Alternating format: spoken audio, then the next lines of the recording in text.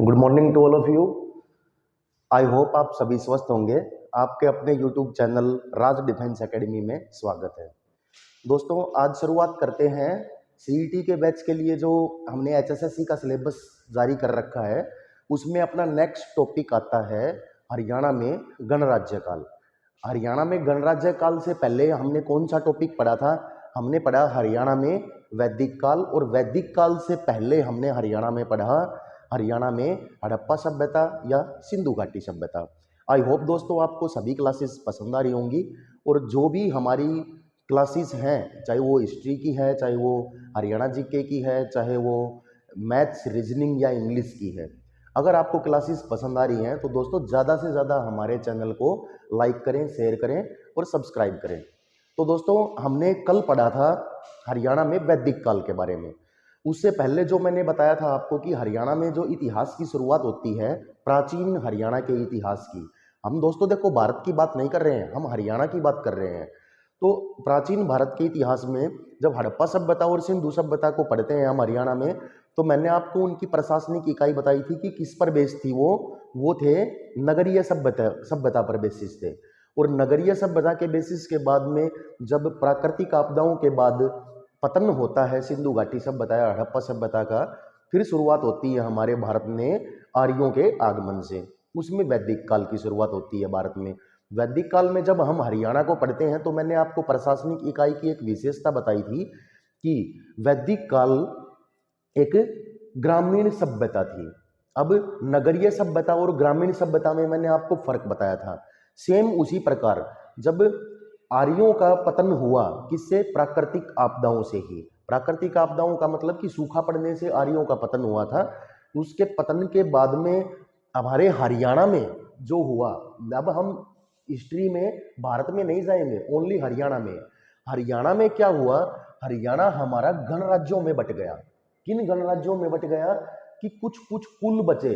एक ये भी प्रशासनिक इकाई ही है कि कुछ कुल बचे, और कुल जो कि थे ये कुछ हिस्सों में बटे। किन हिस्सों में? लगभग 4 से 5 हिस्सों में बटे। हर एक कुल के पास अपने अपने व्यक्ति होते थे कि कुछ खेड़ा इधर बस गया, कुछ खेड़ा उधर बस गया। ऐसे ही हरियाणा में क्या हुआ? हमारे हरियाणा में कि 4 से 5 कुल हिस्से आए और इन्होंने अपने साम्राज्य का विस्तार किया। मतलब कि इन्होंने अपनी प्रशासनिक इकाई को बनाना स्टार्ट किया। एक नए ढंग से जीवन व्यतीत करने की शुरुआत की इन गणों ने। तो ये कौन कौन से गण थे हमारे हरियाणा में? हमारे हरियाणा जो आज वर्तमान में हरियाणा में है, इसमें 4 गण थे हमारे। सबसे पहला योधेय गण। योधेय गण पूरे भारत में विस्तृत था। अब योधेय गण का कुछ हिस्सा जो हरियाणा में था उसको पढ़ेंगे हम। योधेय गण के बाद हम पढ़ते हैं हरियाणा में अग्रगण को। अग्रगण के बाद में पढ़ते हैं हम हरियाणा में कुणीद गण, और कुणीद गण के बाद पढ़ते हैं हरियाणा में अर्जुनायन गण। तो हरियाणा में जो गणराज्य काल है हमारा, इसके बारे में आज हम पढ़ते हैं। आई होप दोस्तों कि यहाँ से 99.9% एक क्वेश्चन एग्जामिनर जरूर लेता है। अब वो चाहे अपना नेशनल जीके के पॉइंट ऑफ व्यू से इस टॉपिक से पूछा जाए हरियाणा के ही पेपर में, या इसी टॉपिक से जो कंप्रेस किया हुआ है हरियाणा का, यहाँ से पूछ लिया जाए तो बहुत वेल एंड गुड है। लेकिन हम यहाँ पर कुछ गहराई में भी बात करेंगे। तो सबसे पहले जो गण को पढ़ते हैं हम हरियाणा में, वो गण पढ़ते हैं हम योधेय गण। अब योधेय जो गण था, ये हरियाणा में कहाँ पर विस्तृत था? जो योधेय गण था ये हरियाणा की कुछ इकाई में विस्तृत था। कौन सी इकाई?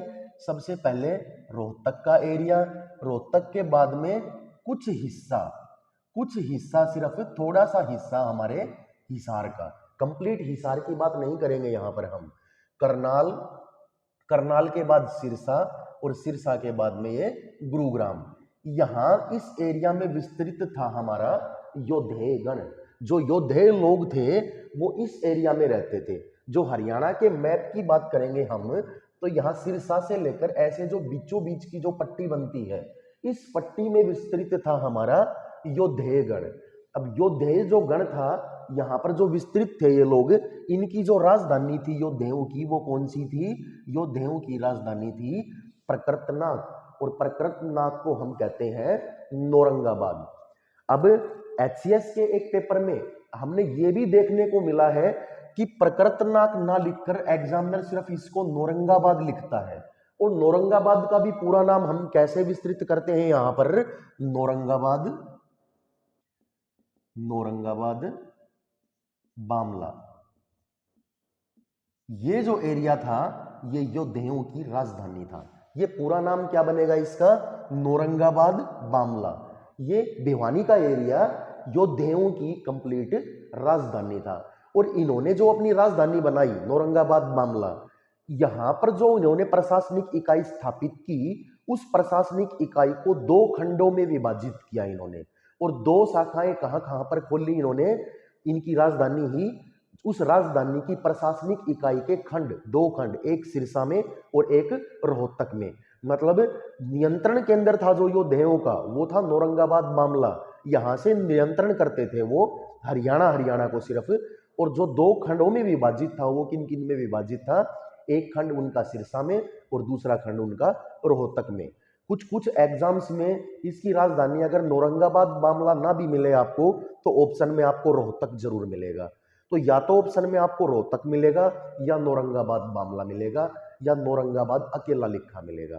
तो तीनों स्टेप्स में कंफ्यूज नहीं होना है आपको। तो ये इनकी राजधानी से रिलेटेड बताया आपको। अब जो योद्धेय गण था, ऐसे कौन से साक्ष्य हैं जो ये बताते हैं कि योद्धेय हरियाणा में भी विराजमान थे। तो इनके जो कुछ साक्ष्य मिले हमें खुदाई के दौरान, या कुछ अभिलेखों से हमें जो इनकी जानकारी मिली, उसको हम पढ़ते हैं कि योद्धेयों के ऐसे कौन से साक्ष्य थे जिनसे हम ये बता सकें कि योद्धेय हरियाणा में भी विस्तृत थे, इनका साम्राज्य हरियाणा में भी था। तो कौन से, एक तो सबसे पहले हम पढ़ते हैं महाभारत के प्रसिद्ध द्रोण पर्व। अब महाभारत, कल मैंने आपको बताए थे यहां पर कि पर्व या अध्याय, कि महाभारत में कौन कौन से अध्याय थे, कितने अध्याय थे, 18 अध्याय थे। 18 अध्यायों को हम पर्व बोलते हैं। मैंने कल एग्जाम्पल भी दिया था आपको, गांधार पर्व, विराट पर्व, ये जो पर्व है ये हमारे कौन से, द्रोण पर्व, ये अध्याय है महाभारत के 18 अध्याय। तो इन अध्यायों में जो उल्लेख मिलता है, महाभारत के द्रोण पर्व में उल्लेख मिलता है कि ये पर्व हमें ये बताता है कि हरियाणा में, इस एरिया में योद्धेयों का भी निवास था। तो एक तो उल्लेख मिला हमें महाभारत के द्रोण पर्व से, दूसरा भी हमें मिलता है जूनागढ़ अभिलेख से। जूनागढ़ अभिलेख के बाद हमें वर्णन मिलता है प्रयाग प्रस्तुति अभिलेख से। ये 3 साक्ष्य, इनको एक्सप्लेन करेंगे। 3 साक्ष्य याद रखेंगे योद्धेय गण के। सबसे पहला महाभारत के द्रोण पर्व से, महाभारत के द्रोण पर्व में उल्लेख मिलता है योद्धेयों का। दूसरा मिलता है हमें जूनागढ़ अभिलेख से, और तीसरा मिलता है हमें प्रयाग प्रस्तुति अभिलेख से। तो दोस्तों अब बात करते हैं जूनागढ़ अभिलेख की, कि जूनागढ़ अभिलेख है ये कहाँ का अभिलेख है। सबसे पहला पॉइंट, जूनागढ़ अभिलेख को ही गिरनार अभिलेख भी कहते हैं। अब आपको याद आ गया होगा कि कौन से अभिलेख की बात करते हैं हम, गिरनार। या तो आपको एग्जाम में लिखा मिलेगा जूनागढ़ अभिलेख, या आपको लिखा मिलेगा गिरनार अभिलेख। अब थोड़ा सा हिस्ट्री में डेप्थ में जाते हैं हम, कि जूनागढ़ अभिलेख या गिरनार अभिलेख किसका अभिलेख था। ये था दोस्तों शक शासक रुद्रदमन का। जूनागढ़ अभिलेख किसका था, बहुत से यूट्यूब चैनल्स पे भी हमने देखा है कि टीचर्स इसको बताते हैं किसका, कुषाण शासक का। नहीं, जो रुद्रदामन था शक शासक था एक, जिसने विक्रम संवत चलाया था, और उसके बाद में जो आए थे कुषाण आए थे जिन्होंने शक संवत चलाया था। तो जिसने विक्रम संवत चलाया था रुद्रदामन ने, उसी का अभिलेख है जूनागढ़ अभिलेख या गिरनार अभिलेख। तो जो रुद्रदामन था ये कौन था, मैंने आपको बताया कि ये शक शासक था। अब ये शक कौन थे, जैसे हम देखते हैं कि किसी एक साम्राज्य के पतन के बाद और दूसरे समृद्ध साम्राज्य के स्थापना होने का बीच का जो टाइम पीरियड होता है, उस बीच के टाइम पीरियड में विदेशी आक्रमणकारी भारत में आक्रमण करते हैं। क्यों, क्योंकि भारत सोने की चिड़िया था। तो इस तत्कालीन समय में जिन्होंने आक्रमण किया था उनका हमने एक क्रम पढ़ा। कौन सा, सबसे पहले आए भारत पे आक्रमण किया जिन्होंने, हिंद यूनानी। हिंद यूनानी के बाद में आए शक, शक के बाद पहलव, पहलव के बाद में आए शक, शक के बाद में आए कुषाण। तो जो कुषाण थे वो थे उनका जो प्रसिद्ध शासक था उसके बारे में हम पढ़ते हैं कनिष्क के बारे में। उससे पहले हम पढ़ते हैं शकों के बारे में।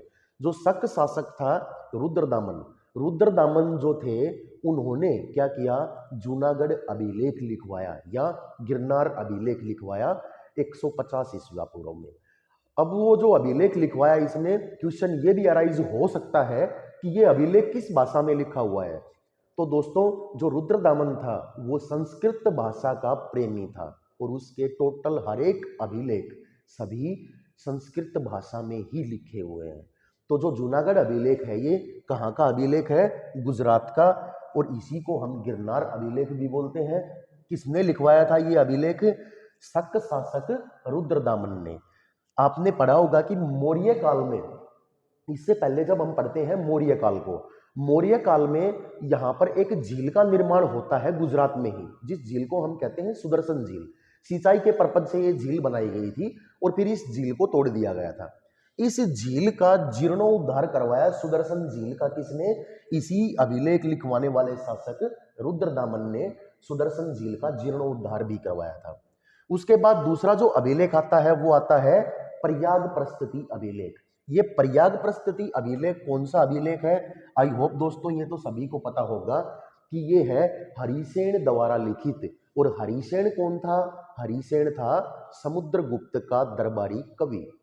समुद्रगुप्त कौन था, गुप्त शासक समुद्रगुप्त, भारत का नेपोलियन कहलाया, जो पूरे भारत में जिसने कब्जा किया। भारत का नेपोलियन क्यों कहा उसको, कि पूरे भारत पर कब्जा किया।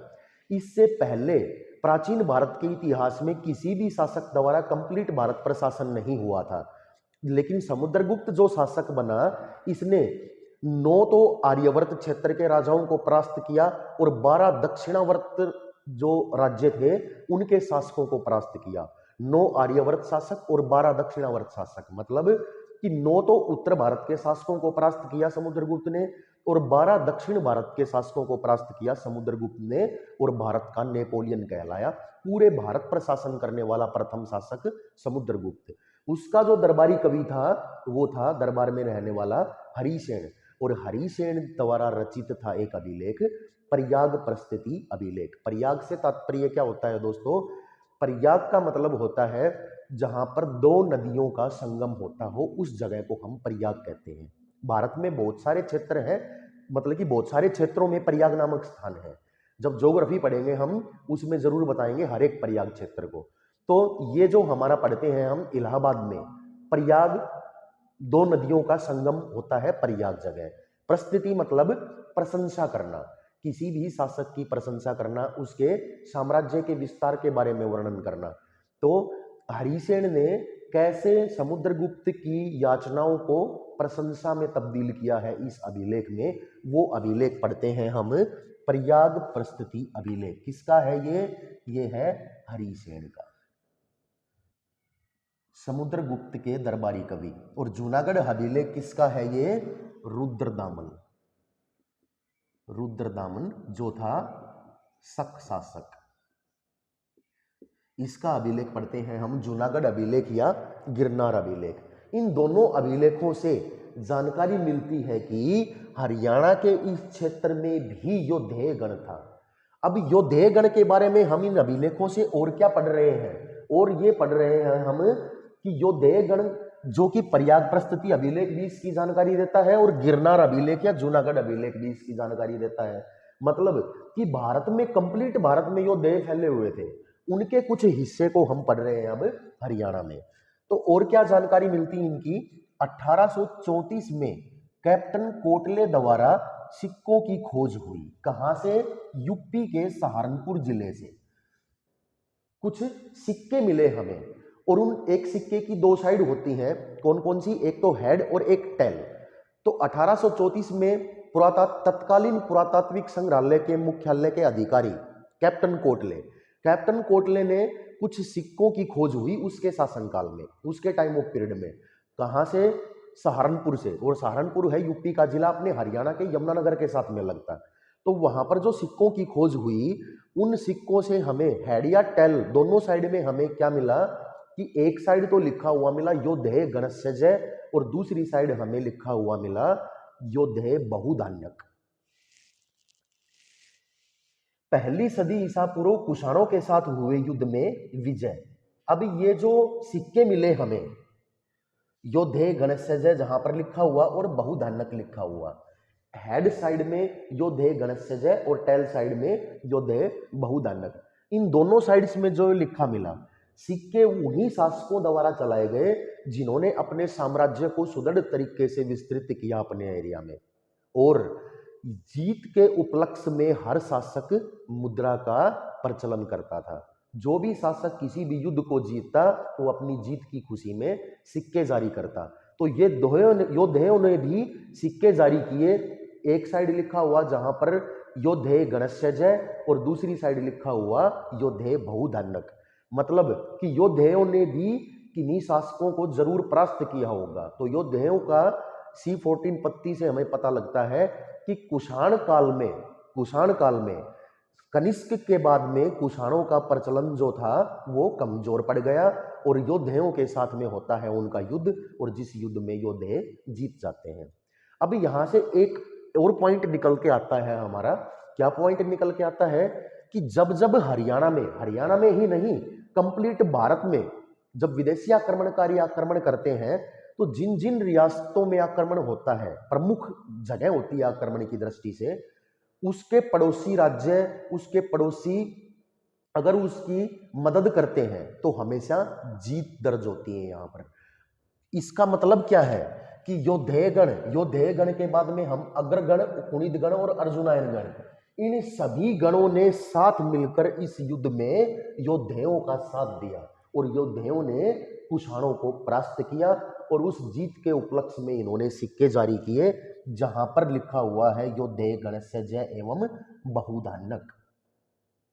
ये दोनों शब्द बहुत मोस्ट इंपॉर्टेंट है एग्जाम के पॉइंट ऑफ व्यू से। युद्ध में इनकी विजय हुई और ये सिक्के चलाए इन्होंने। आई होप दोस्तों कि योद्धे गण से आपको एक भी क्वेश्चन छूटना नहीं चाहिए। अगर इतनी गहराई से आपको किसी भी चैनल पे और किसी भी बुक में अगर ये टॉपिक मिल जाए तो कमेंट के माध्यम से एक बार बताना जरूर, एक लाइक जरूर बनता है आपका। अब बताया मैंने आपको कि जो योद्धेयों की जो राजधानी थी प्रकृतनाग, नौरंगाबाद जिसको कहते हैं हम, कंप्लीट इसका नाम बनाया हमने नौरंगाबाद और बामला। इस प्रशासनिक खंड को दो भागों में विभाजित किया था, वही बात लिख रखी है मैंने ये, एक तो रोहतक और एक सिरसा। मतलब नियंत्रण केंद्र तो था इनका नौरंगाबाद बामला, और इनके दो जो प्रशासनिक इकाई के सब खंड थे, सब ब्लॉक, वो थे रोहतक और सिरसा। ये था हमारा हरियाणा में योद्धेय गण। अब जो दूसरा गण पढ़ते हैं हम हरियाणा में, वो पढ़ते हैं अग्रगण। जो अग्रगण था, ये अग्र से प्रतीत होता है अग्रोहा, और अग्रोहा कहाँ है? अग्रोहा है हमारा हिसार में। अग्रोहा या आपको यहां पर लिखा मिलेगा अग्रोध का। ये जो एरिया है ये कंप्लीट एरिया पड़ता है हिसार में। अब हिसार का कुछ हिस्सा हमने पढ़ा, यहां पर जो मैंने ये पॉइंट दिया है, ये दिया कहां का कुछ हिस्सा? हिसार का।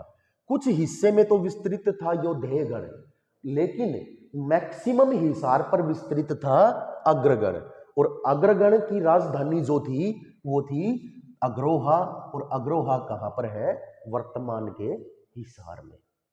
किसने बसाया था ये बसाया था महाराजा अग्रसेन ने। अग्रोहा को किसने बसाया था? महाराजा अग्रसेन ने। ये इसके संस्थापक कहलाए। अब यहां से क्या साक्ष्य मिलते हैं कि हरियाणा के अग्रोध का या अग्रोहा क्षेत्र में या हिसार में कि अग्रगण था, इसकी जानकारी कहां से मिलती है हमें? तो ऐतिहासिक साक्ष्य इसके कौन कौन से हैं? अष्टाध्यायी अभिलेख और महाभाष्य अभिलेख। ये जो दोनों साक्ष्य हैं अभिलेख, दो अभिलेख तो पढ़े हमने, जूनागढ़ अभिलेख या गिरनार अभिलेख, दूसरा प्रयाग प्रस्तुति अभिलेख। इसी तरह इन साक्ष्यों की जानकारी हमें कहां से मिलती है? अष्टाध्यायी अभिलेख और महाभाष्य अभिलेख। अष्टाध्यायी अभिलेख किसका है? महर्षि पाणिनि का। महर्षि पाणिनि का अष्टाध्यायी अभिलेख किसके द्वारा लिखा हुआ है? महर्षि पाणिनि द्वारा। ये अभिलेख हमें जानकारी देता है कि तत्कालीन अग्रौहा में, जो कि वर्तमान के हिसार में है हरियाणा में, यहाँ पर अग्रगण विस्तृत था। उसके बाद दूसरा अभिलेख महाभाष्य अभिलेख। महाभाष्य अभिलेख किसका है? महाभाष्य अभिलेख है पतंजलि का।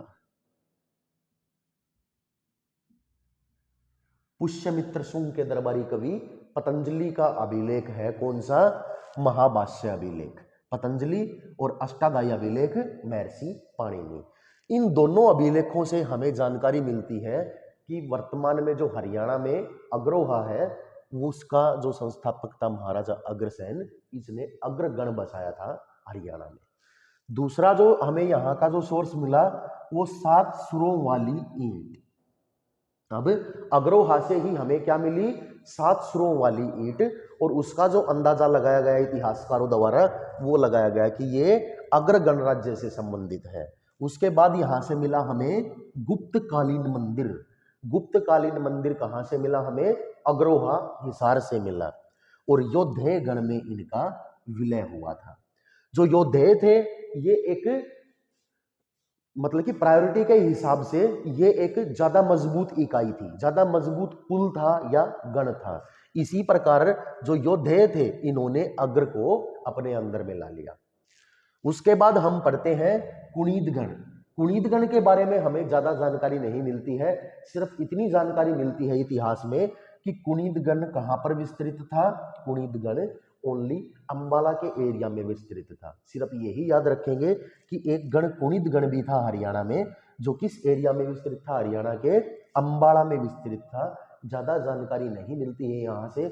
या इन दोनों की जानकारी एक ये ले सकते हो आप कि जब कुषाणों के साथ योद्धेयों का आक्रमण हुआ तो अग्रगण कुणीदगण ने भी इनका साथ दिया था। जो चौथा पढ़ेंगे अर्जुनायन गण, इन्होंने भी, चारों गणों ने मिलकर कुषाणों को परास्त किया था। ये जानकारी भी हमें मिलती है अग्रगण, कुणीदगण, योद्धेयगण और अर्जुनायन गण से। अब चौथा और लास्ट गण पढ़ते हैं हम अर्जुनायन गण। मोस्ट इंपोर्टेंट में ही डालो इसको भी। अर्जुनायन गण हमारा कहां पर विस्तृत था? जो वर्तमान में हम कहेंगे आज के दिन जो आप दक्षिण हरियाणा को देख रहे हो, दक्षिण हरियाणा में विस्तृत था हमारा अर्जुनायन गण। जो अर्जुनायन गण था इसकी जो राजधानी थी वो थी महेंद्रगढ़, जो आज हरियाणा का एक जिला है। तो महेंद्रगढ़ एरिया में विस्तृत, महेंद्रगढ़ जो इनकी प्रशासनिक इकाई थी, इसके चारों तरफ इर्द गिर्द जो गण था वो था अर्जुनायन गण। और इस गण का हमें साक्ष्य क्या मिलता है? यहाँ से इस गण के भी 2 साक्ष्य मिलते हैं हमें। एक तो अष्टाध्यायी अभिलेख और दूसरा प्रयाग प्रस्तुति अभिलेख।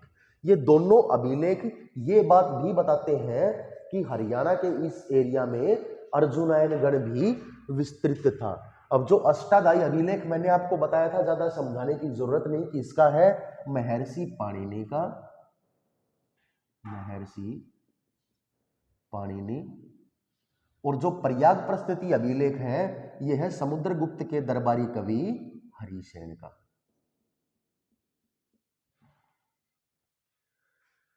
ठीक है दोस्तों, तो ये इसके बाद में चारों जो गण थे ये हमारे योद्धेयगण, अग्रगण, कुणीदगण और अर्जुनायन गण, इन चारों गणों का विलय हो जाता है गुप्त साम्राज्य में। तो अब नेक्स्ट जो टॉपिक पढ़ेंगे हम हरियाणा में गुप्त काल। आई होप दोस्तों आपको ये क्लास अच्छी लगी होगी, पसंद आई होगी। जो भी क्लासेस हम डाल रहे हैं वो सभी अगर आपको अच्छी लग रही हैं तो चैनल को ज़्यादा से ज़्यादा शेयर करें, लाइक करें और सब्सक्राइब करें। Thank you.